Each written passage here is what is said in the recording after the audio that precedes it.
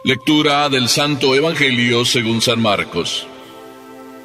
En aquel tiempo, al salir Jesús de la sinagoga, fue con Santiago y Juan a casa de Simón y Andrés. La suegra de Simón estaba en cama con fiebre, y enseguida le avisaron a Jesús. Él se le acercó y tomándola de la mano, la levantó. En ese momento se le quitó la fiebre y se puso a servirles. Al atardecer, cuando el sol se ponía, le llevaron a todos los enfermos y poseídos del demonio, y todo el pueblo se apiñó junto a la puerta. Curó a muchos enfermos de diversos males y expulsó a muchos demonios, pero no dejó que los demonios hablaran, porque sabían quién era él. De madrugada, cuando todavía estaba muy oscuro, Jesús se levantó, salió y se fue a un lugar solitario, donde se puso a orar. Simón y sus compañeros lo fueron a buscar, y al encontrarlo le dijeron: «Todos te andan buscando». Él les dijo: «Vamos a los pueblos cercanos para predicar también allá el Evangelio, pues para eso he venido». Y recorrió toda Galilea, predicando en las sinagogas y expulsando los demonios. Palabra del Señor.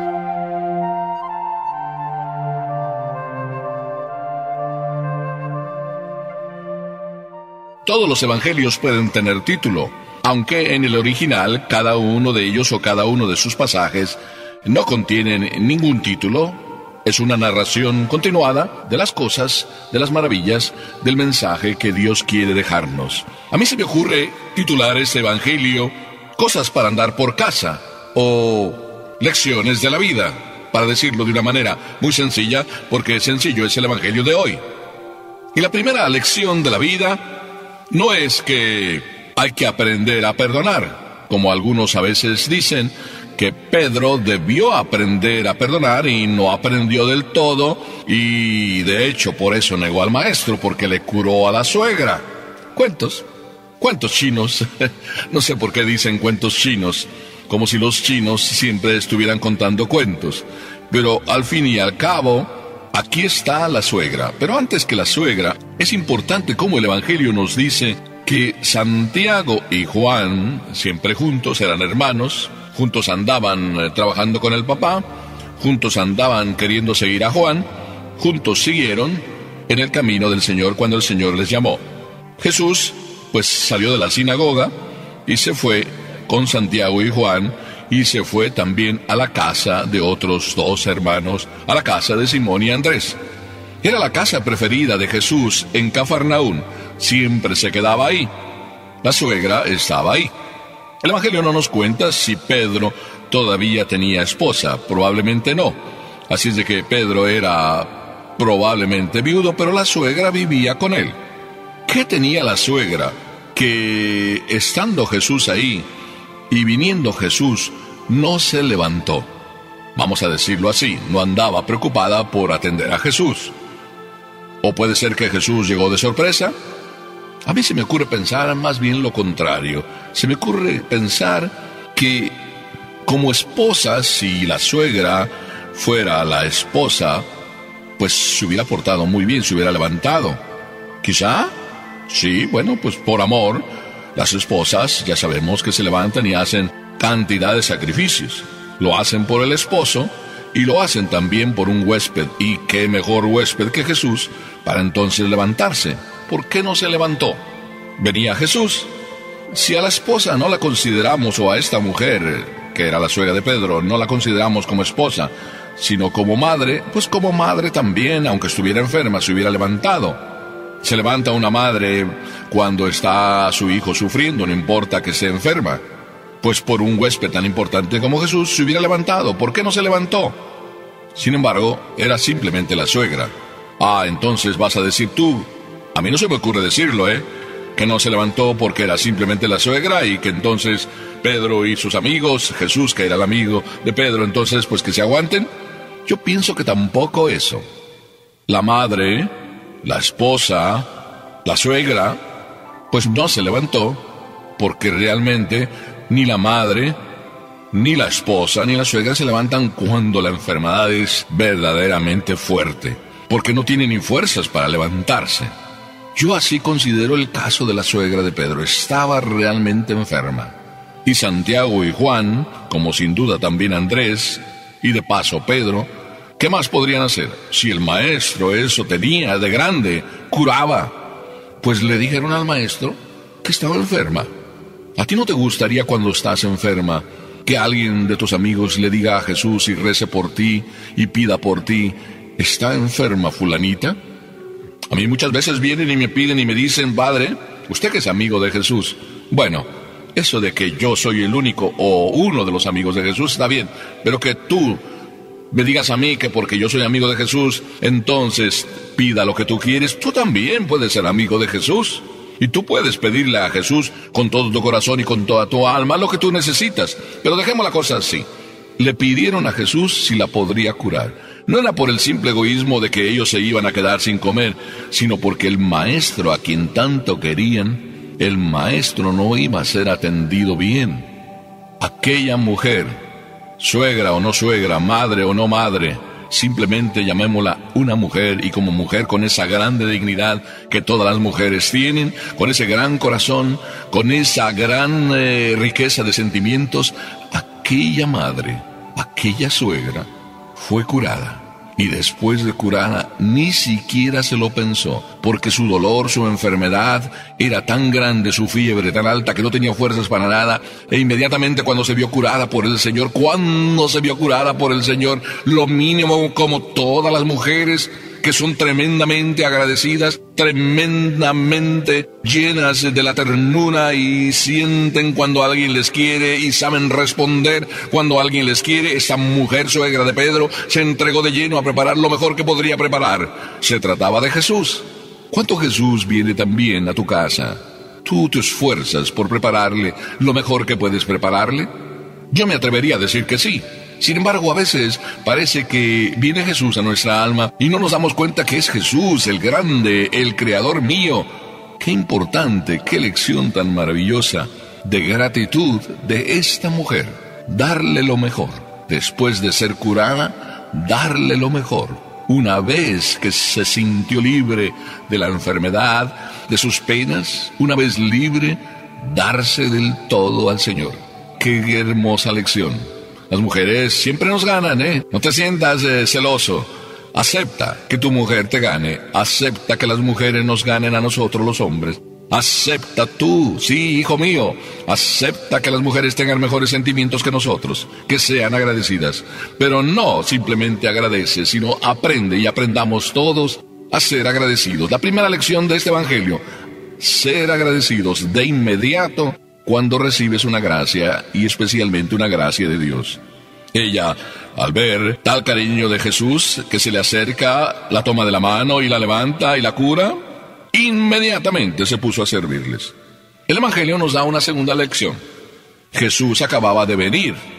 Jesús acababa de trabajar. Jesús se queda en casa de Pedro, sí, come, se alimenta, descansa, digamos así. Pero todavía no se hace el anochecer. El evangelio nos dice que al atardecer, cuando el sol ya estaba para ponerse, es decir, cuando ya era hora de descanso, yo puedo decir, bueno, sí, cuando ya era hora de descanso del trabajo para muchos, porque regresan del trabajo y vuelven a casa y quieren encontrar en casa lo mejor, y la paz y la tranquilidad y el descanso cuando ya el sol se ponía. Entonces, habiendo oído que Jesús estaba por ahí, ninguno de ellos se va a descansar.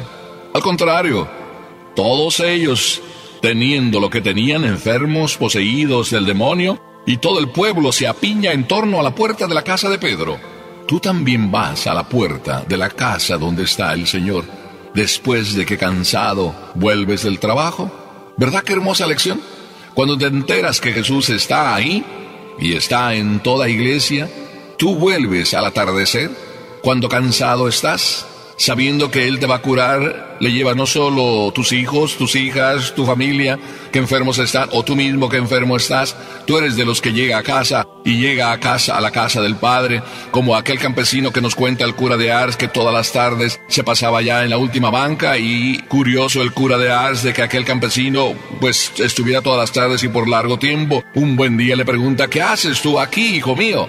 Y en la sencillez, aquel campesino simplemente responde, pues yo le miro y él me mira. Tú también vas a mirar a Jesús. y a dejarte que Él te mire, para que, reconfortado por el cariño de Jesús, regreses curado a tu casa y verdaderamente descansando. Es el atardecer de la vida, cuando tú, cansado, llegas a la casa del Padre. Sí, así era esta gente. A mí me parece que dos cosas pudieran suceder: que todos nosotros difundamos el chisme de que Dios está ahí en la casa del Padre. Sí, está ahí en la casa de Dios, que es el rincón donde se esconde, en el sagrario donde cada iglesia nos presenta a Jesús. Es bien importante descubrir esta maravilla, saber que Jesús está ahí y recostarnos en su sagrario cada tarde. La gente al atardecer fue a recostarse a la casa de Pedro, no por ser casa de Pedro, sino por ser la casa donde Jesús pasaba ese momento y muchos momentos. La casa de Pedro vieron muchos milagros. La casa de Pedro contemplaron muchas maravillas. La casa de Pedro contempló el amor de Dios. Tu casa contempla también la maravilla de que tu familia va sanando porque tú estás con Dios. Tu corazón se siente más en paz, como en paz se sintió el corazón de Pedro, como en paz se sintió el corazón de la suegra, como en paz se sintieron los corazones de cada uno de aquellos que fue y en la casa de Pedro recibió el milagro de la curación, de su sanación, del amor del Padre, el cariño de Jesús. Hijo mío, ¿verdad que da una grande alegría?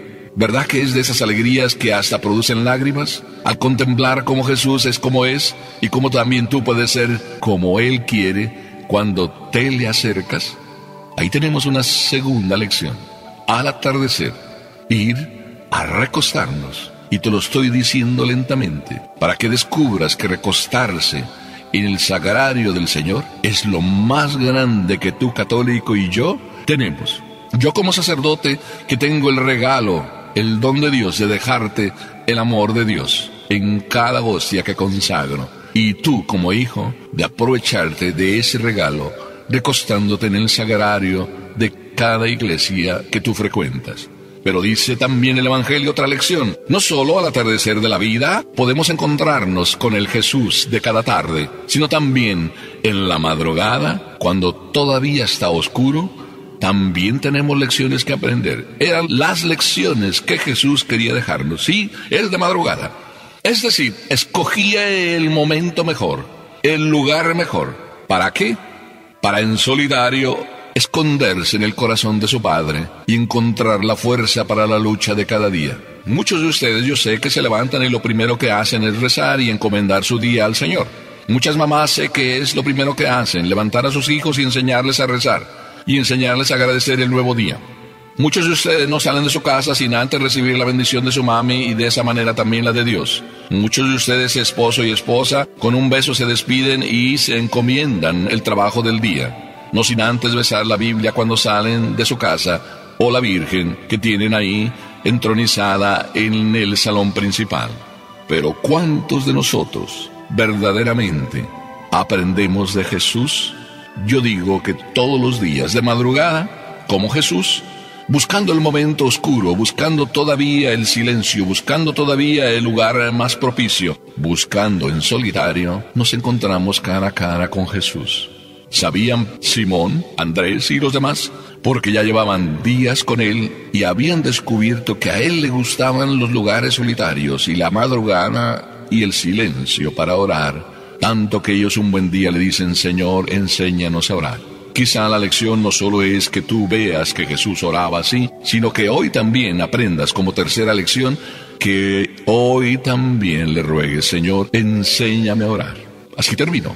Lecciones de la vida, lecciones de amor, lecciones de gratitud, lecciones para andar por el camino de la vida, recostarte cada tarde en el sagrario de tu corazón donde está Jesús y en el sagrario de tu iglesia donde te puedes encontrar con Él, orando y dando gracias. Amén.